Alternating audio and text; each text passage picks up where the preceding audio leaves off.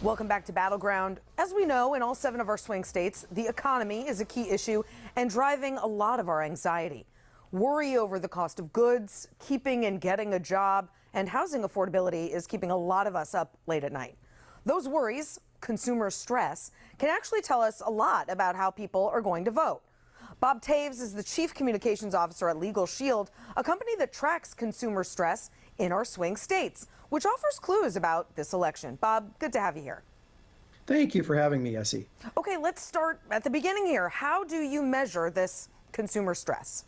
Our members call for any number of reasons, about 90 areas of law. About 22 years ago, we decided to start tabulating why our members are calling, and that's about 35 million records. And we've compressed that to a number, what we call the Consumer Stress Legal Index, that tracks with quite a bit of fidelity the macro mood of the nation. And so what's the connection between the consumer stress you see and election results, including this year's election? You know, obviously, we have a very interesting electoral mood right now, and we decided to break down what the stress was looking like in the battleground states versus the national averages. And we came to a fascinating conclusion. And the observation is this: when battleground stress in the 7 states is higher than the national average, Republicans take the White House. The inverse is true. When stress is relaxed in battleground states compared to the national average, Democrats win, and it's borne out. Okay. Well, you guys started doing this back in 2002. What trends have you seen over that time in terms of impacting elections?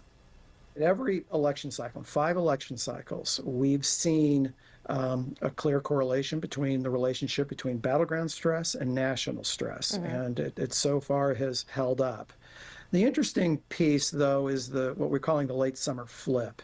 We saw that in 2012 with the Obama-Romney matchup, and we saw it in 2016 with Clinton and Trump, where the conditions seemed to be favoring the party that ultimately lost going into about September. And that's kind of what we're seeing now, where we had a clear trend, a clear gap favoring Democrats going into July, and then we saw this remarkable jump in stress, both nationwide. But interestingly, in the battleground states, the rate of stress jumped almost twice in the battleground states compared to the national average over the past several weeks, and that trend has held, you know, exiting August. So, Bob, the million-dollar question is, who's going to win in November?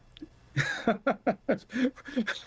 was afraid you'd ask it. I'm not surprised you'd ask that. We're not in the prediction business, and we're just merely observing. The thing I will say, Essie, is that there is not much distance between the challenges that Americans are calling their lawyers for. And by the way, this is not poll data. We're not asking questions of our members. They are calling us with real challenges.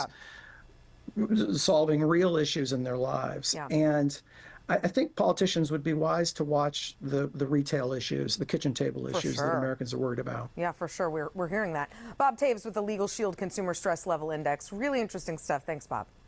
Thank you. That's it for now. I'm Essie Cupp. See you next time here on Battleground.